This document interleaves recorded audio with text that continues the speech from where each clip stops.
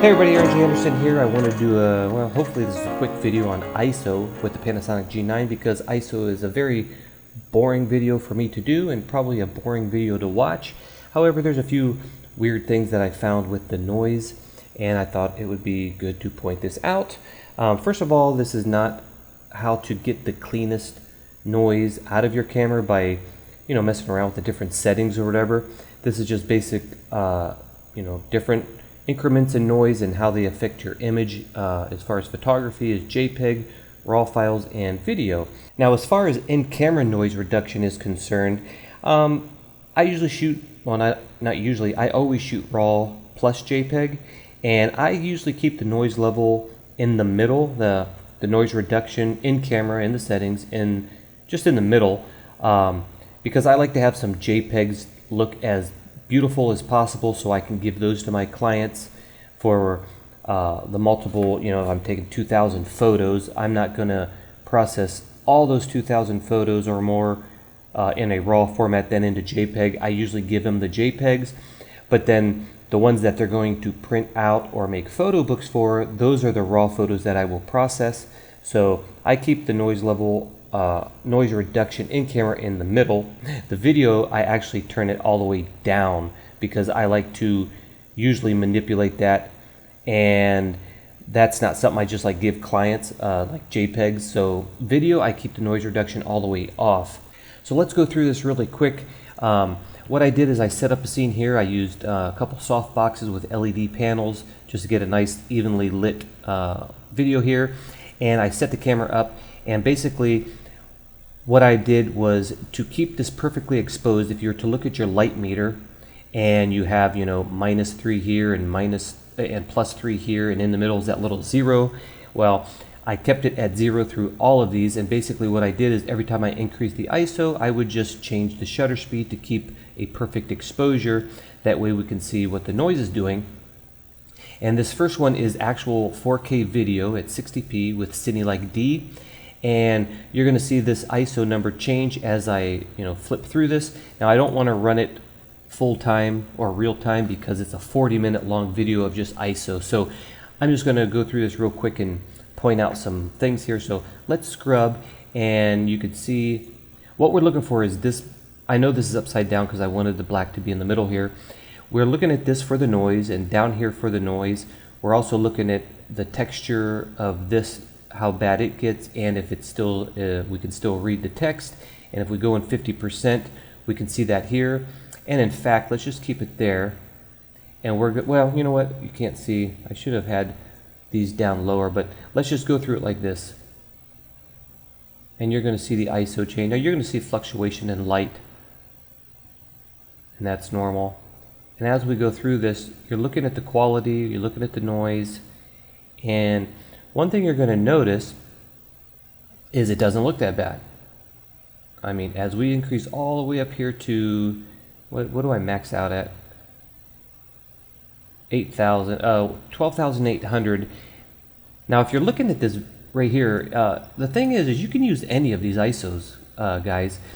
The main thing you want to learn is whatever ISO you shoot, you want to have this camera at least perfect exposed, if not 2/3 of a stop overexposed on your light meter on your camera. If you do that, you're not going to notice the noise that much. You're going to notice noise is if you, let's say you're maxed out at 12,800 and you're still underexposed here, well, it's just not going to work, because once you bring that up in post, it's going to look horrific. Same as if you're like way down here at 2,500, let's say, and you're underexposed by a stop or 2 stops. Once you increase that, in post, you're going to be pushing it way up here, and it's just going to look horrible. So whatever ISO you use, make sure you are perfectly exposed, but better yet, make sure you're about 1/3 to 2/3 of the stop overexposed on your camera light meter. That way, no matter what ISO you use, it's going to actually look decent. That's something I don't hear a lot of people talk about. Okay, let's just zoom into 50% here, and we're going to go through this again, and you're going to see the quality stays the same. Of course, it does get a little noisier and crappier, but I mean, let's stop way up here. What are we at? We're at 8,000 ISO, and if we come back into 50%, you can still read this. You can still see detail here. You can see the noise. Now, we didn't add any noise reduction yet. You can still read this. And everything is actually, in my case, usable if you're going to be especially doing stuff for YouTube, smaller screens, and things like that. And even if I were to put this on a 40-inch TV screen with some noise reduction, I think it would be usable. However, you don't want to make a habit of shooting this high. What you would do in this case is just, turn your lights up higher, basically on your LED panels. Of course, I did not because I'm showing you the noise. So this next one now is JPEG. We're going to go through the JPEG. Here's the JPEG downscaled, means I took the JPEG photo, the full quality 20 megapixel JPEG photo, and I just squished it down into a 4K image here that you're looking at. And as we go through the ISOs, you're going to notice the same thing. They all look really good. I'm going to point out a few things here in a minute that kind of surprised me. But I mean, if you look even at this one and you look at the photo, it looks fine, right? A little bit of noise here, and we are up here at what 8,000. I don't know why there's 12,000. Let's zoom in 50% there. And look, to me that would be a usable photo. Now if you're going to print stuff and you're going to go big, it's not something you want to deal with. But if you have to go this high, a shot, then by all means I'm going to use this if it means a shot or no shot. And as long as you're at least perfectly exposed, if not 2/3 of a stop overexposed, the image will be usable up to certain prints, of course. I mean, you got to think about printing and all that. My goal was never to go over, 3200 would probably be the max that I would want to, but by all means, I will go higher. Now, one thing you're going to notice here, very interesting, we are at 1250, correct? Let's zoom in here. Well, let's keep it here. I'm going to push one button forward and it's going to jump to 1600. Watch what happens to this area here. Let's go to 1600. I don't know if you've seen that. Now I'm back out at 1250, 1600. Okay, so you're going to see 1250, and if we go to 1600, whoops, I'm on the wrong page. If you go to 1600, of course it gets worse because we're going up in ISO, right? Well, if we keep going to 2000, okay, watch what happens here. This is, oh my gosh. This is 2000, and we're going to go back to 1600. Watch this area at 1600. Look at that. So 2000 is actually, that's 2000, that's 1600, 2000, 1600, 1600, and if we come back over here, now we're at what? 1250, okay? So 1250 is clean, 1600 is really bad, until we go up to 2000 and it gets clean again right here. So that's weird. I would not use 1600 ISO. I would use 1250 or 2000 because 2000 is cleaner than 1600. And as we go through all these, let me zoom out here. We're still going up, we're going up. I would say this rate, whatever ISO this is, looks like 1600 to me. And look, that's 6400. So let's go back here. This little marker right here, this is actually 1600.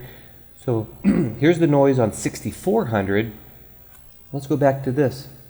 That's 1600. So 1600 ISO looks like 6400 ISO. So don't use 1600 ISO, guys. Use 1250 or 2000. Just completely skip that because you're going to get a noisy image. Also, there's a magenta shift that I see when you go into the 1600. Okay, so this is the same photo here. This is the JPEG, but now what I did was this is 1:1, meaning I just put the photo on here and I didn't squish it down into 4K. This is just the actual thing, and it's the exact same photo, but you just can see it clearer. And look at that, 1600 is so noisy, and when we go out of 1600, it gets clean again. So let's go back into 50%.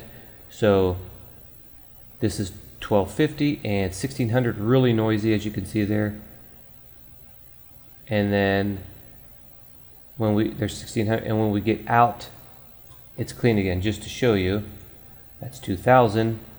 1600 is messy, and if we go all the way out, 6400 looks like ISO 1600. So you're thinking like you don't want to use 6400, but you know you're going to use 1600. Well, they actually look the same, so kind of weird. Let's keep going before this video gets too long. Now this is raw. This is the raw photo, and I just basically processed this through Camera Raw, Adobe Camera Raw, with no settings. I just plopped it on there.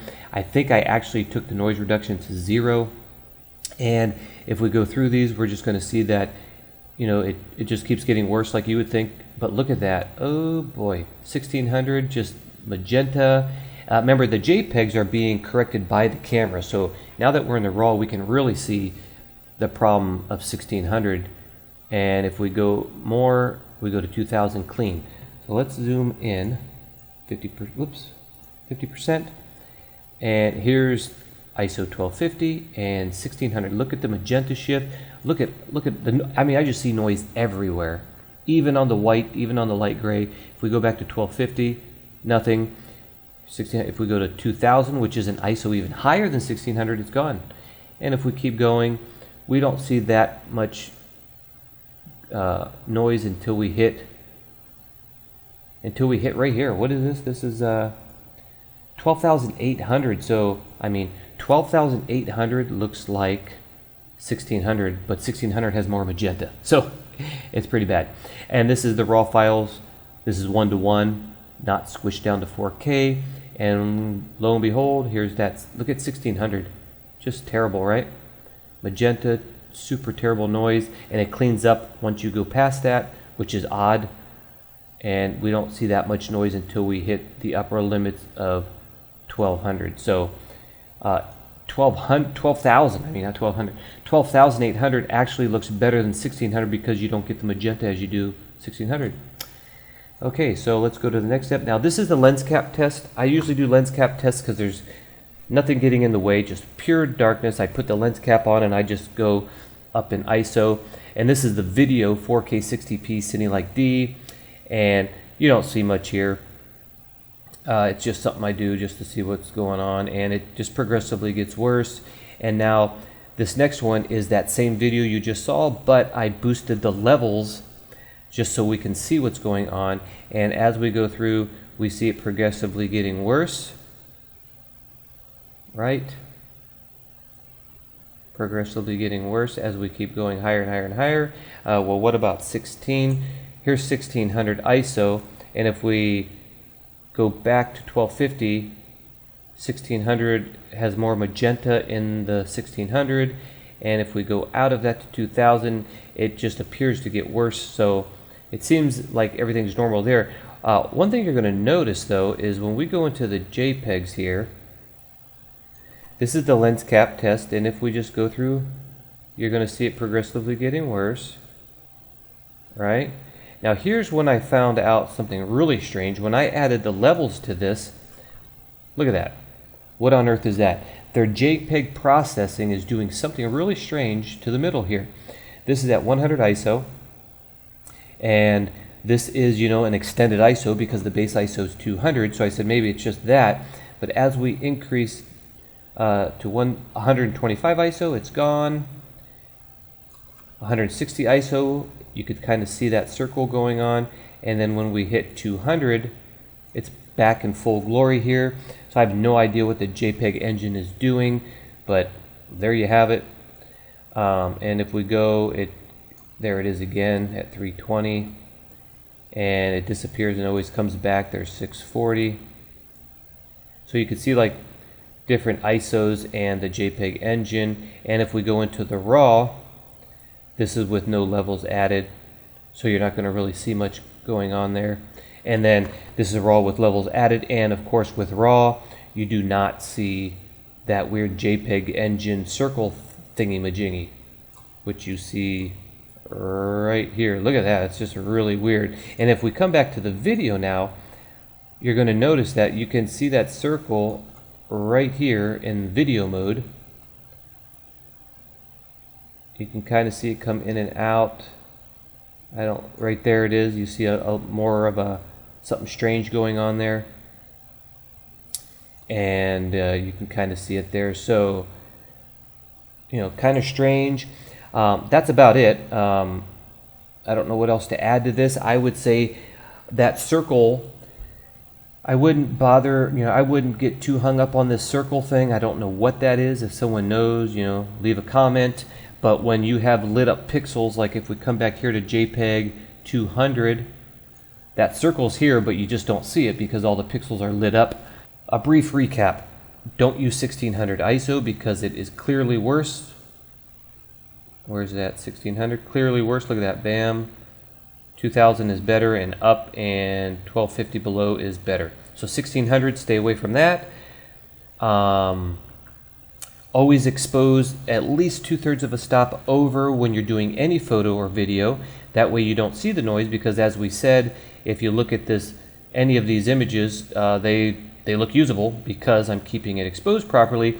Don't get suckered into thinking, ooh, I want to maybe increase my shutter speed to capture fast action, and yet keep my ISO low at the same time, and then boost it in post. No, just expose in your camera 2/3 of a stop over all the time, no matter what ISO you're on, and you should be good. Have some nice clean images and so forth. And that little circle thing, I wouldn't worry too much, because when the pixels are lit up, I don't see it. So anyways, guys, thank you for watching. Please subscribe to my channel, give me some thumbs up, go over to my Instagram, and I do have a SmugMug account, and I will be making some folders in there, and in those folders I will maybe post links to certain things on my Instagram or here on YouTube, so stay tuned for that. That way you guys can take closer images of my photos, what settings I used, and to investigate deeper into tests and all that. So anyways, guys, thanks for watching. Talk to you later. Bye.